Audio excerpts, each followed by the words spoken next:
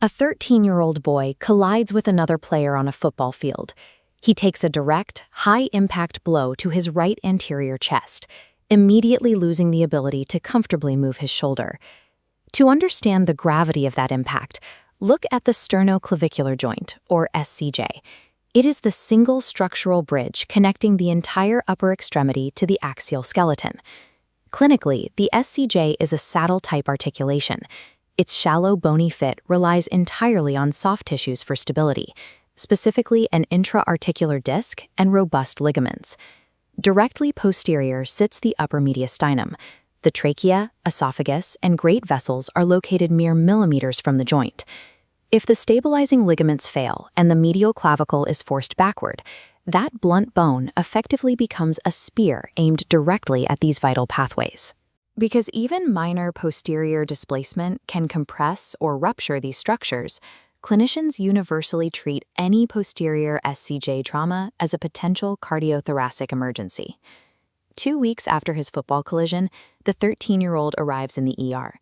He has localized swelling, tenderness over the right collarbone, and notable discomfort. Yet his clinical examination presents a paradox. His major arm nerves are perfectly intact. He has zero difficulty breathing, zero difficulty swallowing, and his hemodynamics are completely stable. Standard chest x-rays are ordered, but in this specific region, they are largely useless. The dense, overlapping anatomy of the ribs, spine, and sternum obscures the medial clavicle.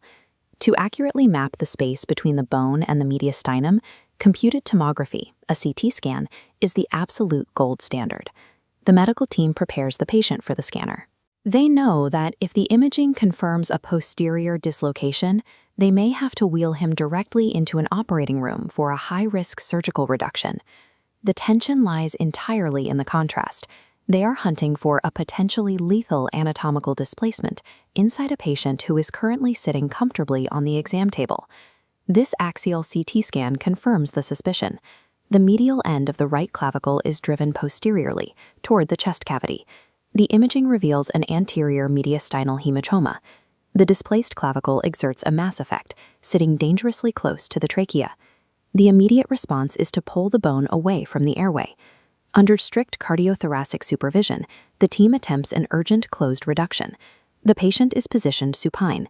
The physicians apply heavy longitudinal traction to the arm, countertraction to the body, and carefully abduct the limb while manually levering the clavicle forward with a reduction click. Following the procedure, a figure-of-8 bandage and sling are applied.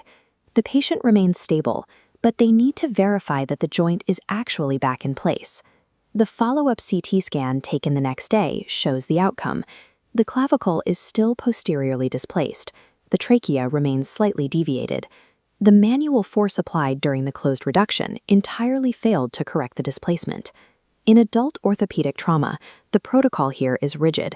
A posterior SCJ dislocation that cannot be manually reduced requires immediate surgical stabilization to protect the mediastinum. But opening the chest cavity at this junction carries extreme risks. Attempting an anatomical reduction right next to the great vessels introduces a high probability of iatrogenic vascular injury, meaning the surgery itself could cause a catastrophic bleed. Even if the bone is successfully realigned, the SCJ is a highly mobile, multiaxial joint.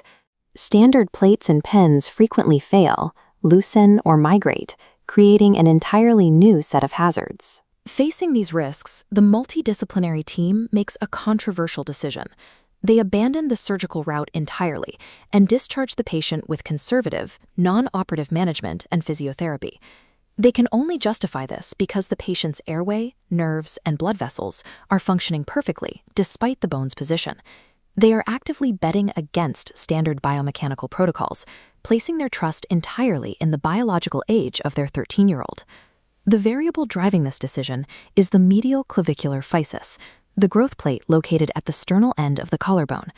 This specific growth plate is one of the very last in the human body to close. It remains active and unfused well into a person's early to mid-20s. When blunt force strikes an adult, ligaments tear, causing true dislocation. But pediatric cartilage is weaker.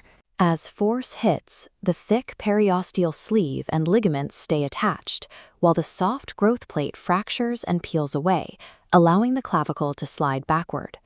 On a CT scan, this injury appears identical to a standard posterior dislocation. However, in the skeletally immature, the underlying pathology is almost always a physeal fracture dislocation. An open physis possesses an aggressive, autonomous capacity for spontaneous bone remodeling. Within enough time, it will lay down new bone and reshape its own architecture to restore stability. By opting for conservative management, the team relied on this active, fractured growth plate to rebuild its own structural integrity over time. 6 years pass. The patient, now 19 years old, returns to the emergency department after sustaining a minor, unrelated impact to the same right shoulder during a game. Prior to this new visit, he had been entirely asymptomatic. He had regained his full range of motion, experienced zero pain, and successfully returned to playing high-impact sports. Looking at these comparative chest X-rays taken during his return visit, we can see clear asymmetry at the manubrial junction. There is still a visible 2 mm discrepancy between the right and left joints, and the mild malalignment from his childhood injury persists. This multiplanar CT provides a clearer view of the joint's morphology after 6 years of conservative management. The scans reveal deep structural adaptations.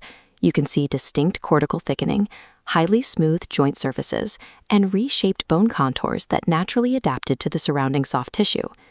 The biology did exactly what it was supposed to do. It proved that perfect anatomical alignment on a radiograph is not required to achieve perfect mechanical function in a remodeled joint. This doesn't rewrite the rules for every patient. Acute posterior displacements that trigger any sign of neurovascular or respiratory compromise still demand urgent surgical intervention. But when the patient is stable, this case provides powerful evidence that conservative management can completely bypass the risks of cardiothoracic surgery while delivering excellent long-term results. This leaves 3 clinical mandates. First, assume a posterior SCJ injury in youth is a physeal fracture dislocation. Second, X-rays are insufficient. CT imaging is mandatory to verify bone position. Third, if the mediastinum isn't compromised, non-operative management is a highly viable alternative. Mastering adolescent trauma means knowing exactly how to physically intervene, but it also requires knowing when to step back, read the biological age of the bone, and let the patient's own skeletal immaturity perform the heavy engineering.